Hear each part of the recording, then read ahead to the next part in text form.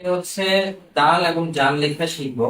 ডাল এবং জাল দুইটার আকৃতি কিন্তু একরকম। আমরা যখন ডাল এবং জাল লেখা শিখবো তখন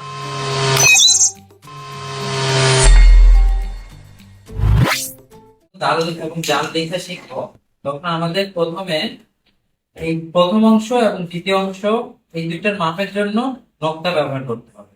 প্রথম অংশের মাপের জন্য আমাদেরকে প্রথমে হচ্ছে তিনটা নকশা দিতে হবে এবং তিনটা নকশার ডান পাশে যে নকশা আছে এই নকশার নিচে আরো দুইটা নকশা দিতে হবে, তাহলে আমরা হচ্ছে প্রথম অংশের মাপটা বুঝতে পারবো। প্রথম অংশের মাপটা বোঝার পরে আমরা হচ্ছে এখান থেকে লেখা শুরু করব। এখান থেকে এইটা এই নকশার নিচ পর্যন্ত আনবো হচ্ছে প্রথম অংশটা, যে আমি এখানে দেখাই। প্রথমে আমরা একটা দুইটা তিনটা নকশা দিয়েছি এবং এই ডান পাশে নকশার নিচে আরো দুইটা নকশা দিয়েছি, যাতে আমরা প্রথম অংশটা লিখতে পারি।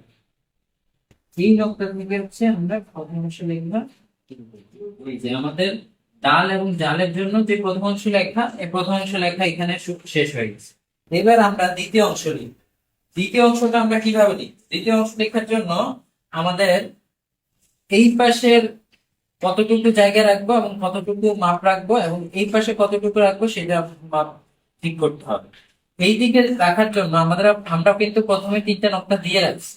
এখন এই দ্বিতীয় অংশের যে লম্বাটা, অর্থাৎ ডান থেকে বাম দিকে কতটুকু লম্বা হবে এটা জানার জন্য তিন নকশা এবং এই পাশে এক নকশা এবং হাফ হবে। এখানে একটা হাফ নকশা দিব এবং আরেকটা এক নকশা দিব। এই নকশা দেওয়ার পরে এখান থেকে সোজা একটা দাগ দিই, অর্থাৎ এই যে নিচের দ্বিতীয় অংশটা এই পর্যন্ত আসবে, এই পর্যন্ত লম্বা হবে। আর আমরা উপর নিচ কতটুকু লম্বা বা পরিমাপ রাখবো সেটা জানার জন্য আমরা হচ্ছে গিয়ে ছয়টা নকশা দেব। এখান থেকে ছয়টা নকশা দেব, এক দুই তিন চার পাঁচ ছয়।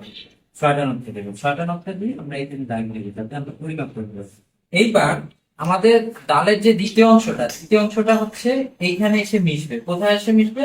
এইখানে যে আমরা একটা নকশা দিয়েছিলাম, নকশা সোজাসুজি নিচে এসে মিশবে। তাহলে আমরা দ্বিতীয় অংশ লিখে ফেলি। দ্বিতীয় অংশ লিখে জন্য আমরা প্রথম অংশের এই দিক থেকে দ্বিতীয় অংশ লিখব।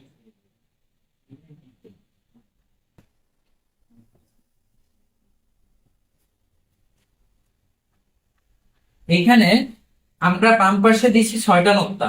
এইবার আমাদের দ্বিতীয় অংশের যে এই লেসটা আছে, অর্থাৎ শেষ অংশ আছে, এই শেষ অংশটা আমরা কতটুকু উঠাবো এটা জানার জন্য আমাদের এই যে তিন নকশা এখানে হচ্ছে দাগ দিতে হবে। অর্থাৎ আমরা দ্বিতীয় অংশের লেসটা এই তিন নকশা পরিমাণ উঠাবো, তাহলে আমাদের ডাল লেখা হয়ে গেল। এবার আমরা হচ্ছে নকশা ছাড়া প্র্যাকটিস করবো। নকশা ছাড়া প্র্যাকটিস